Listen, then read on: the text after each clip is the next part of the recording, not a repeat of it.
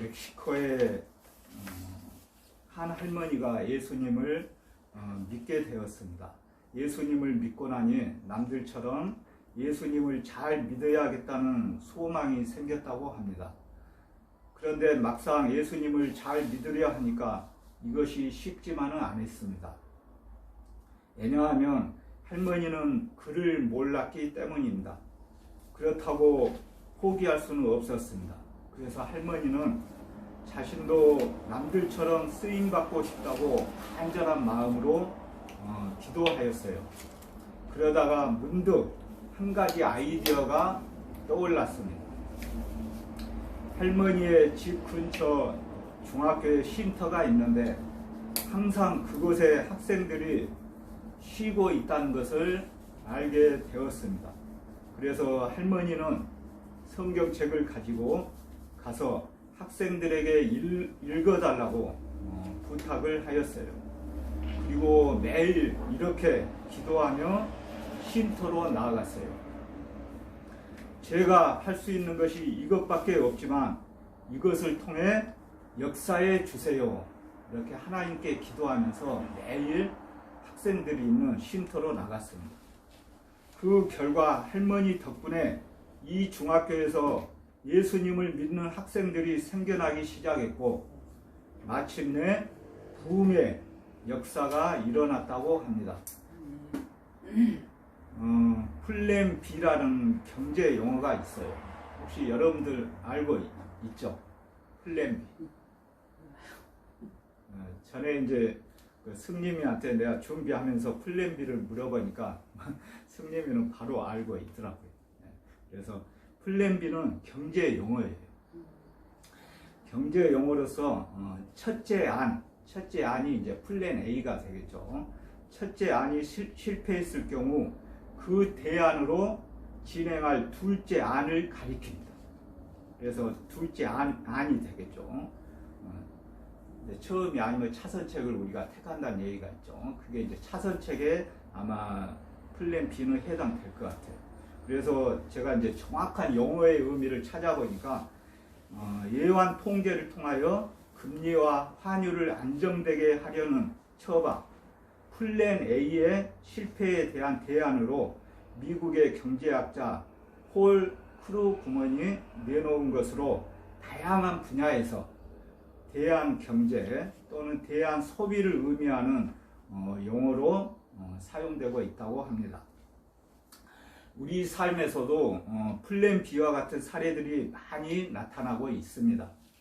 이의 사례처럼 멕시코의 할머니는 글자를 읽을 수 없었기 때문에 성경책을 보지 못하는 걸로 인하여 신앙생활을 포기하지 않고 끝까지 기도하면서 생각한 플랜 B가 있었어요.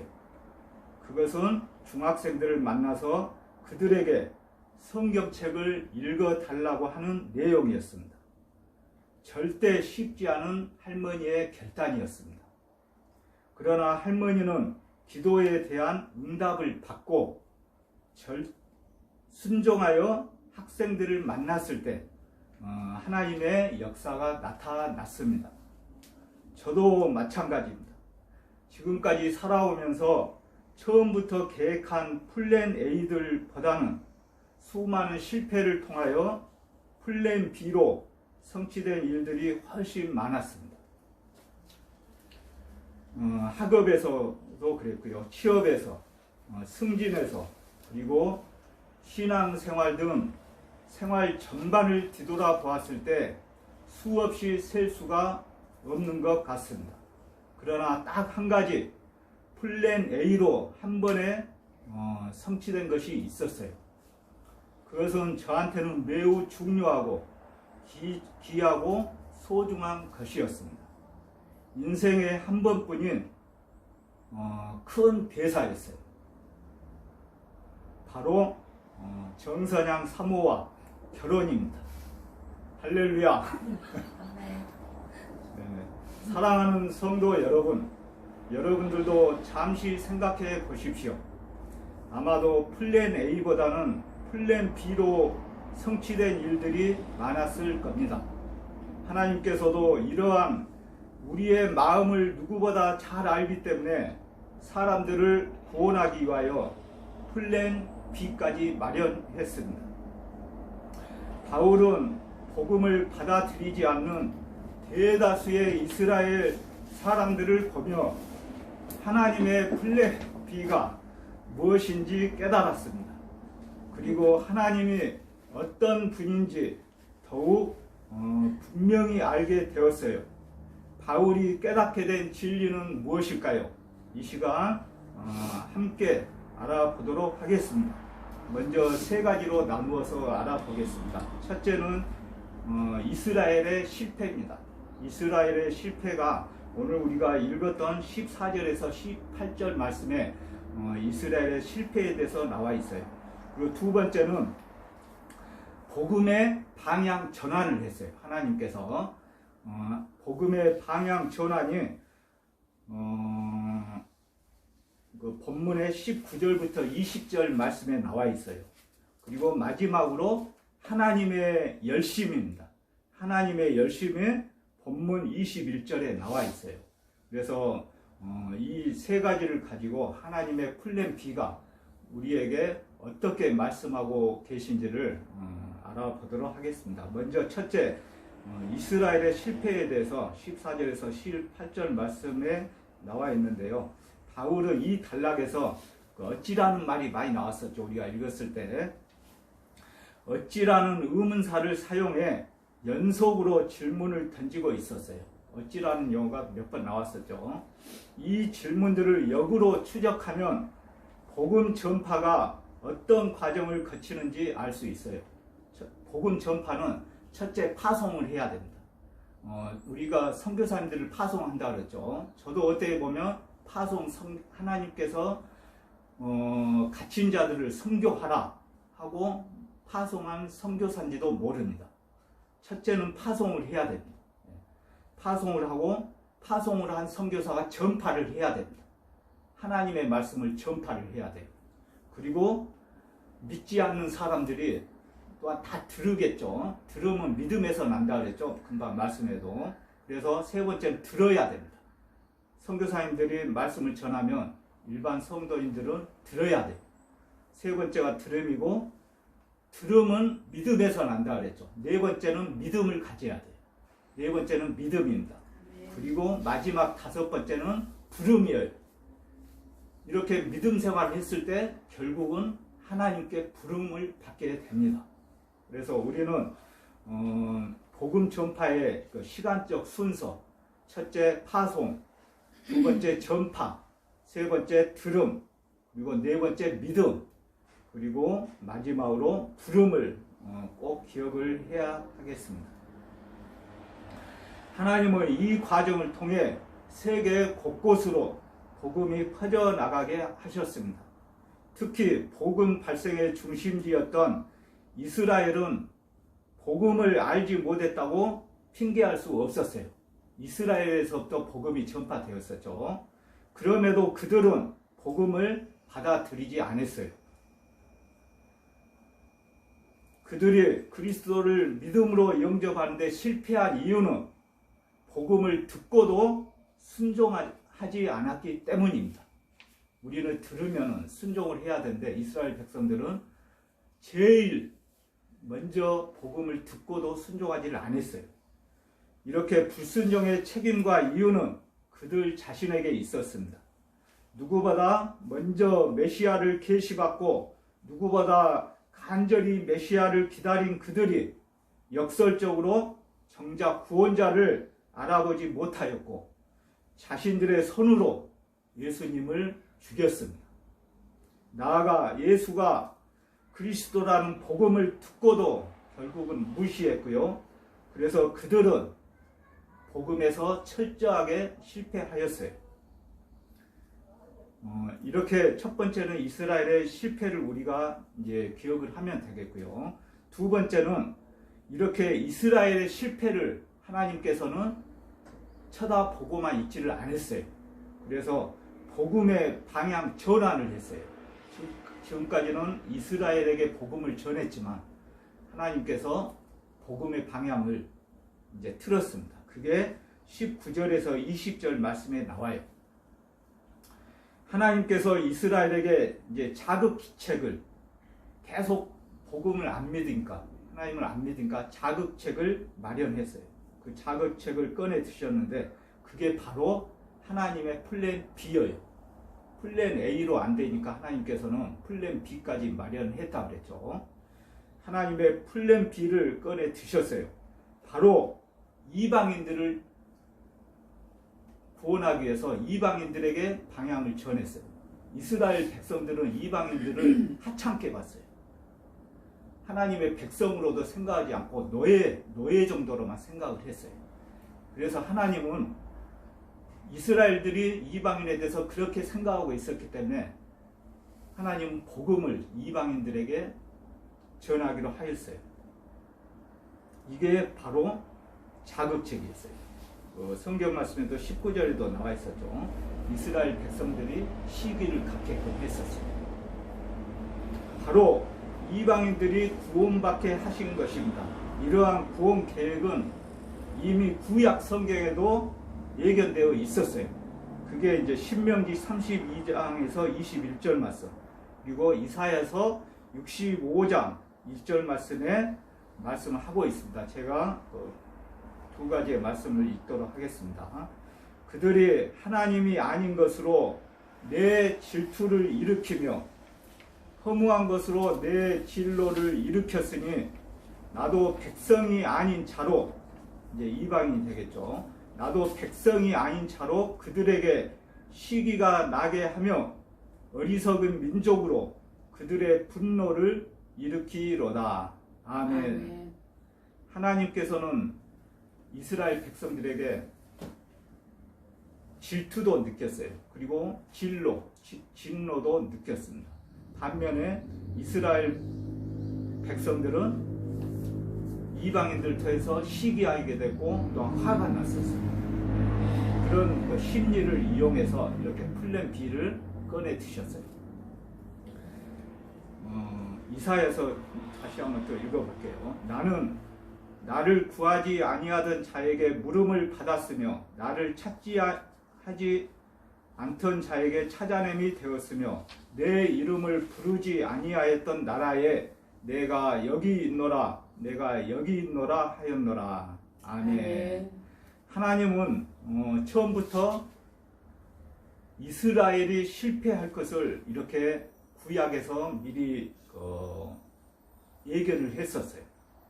그런 그들을 내버려 두지 않으시고 구원하기 위해 그들의 실패마저 선하게 사용하셨어요. 사실 하나님의 구원은 처음부터 만인에게 열려 있었어요. 이스라엘 백성에게만 열려 있는 게 아니고 만인에게 열려 있었습니다. 어떻게 보면 이스라엘 백성들에게 특권을 주셨는데도 그걸 받아들이지를 않았다는 거죠. 하나님은 모든 사람을 구원하기 위해 이스라엘 제사장 나라로 삼으셨을 뿐 이스라엘만 구원하겠다고 하신 적이 없었어요.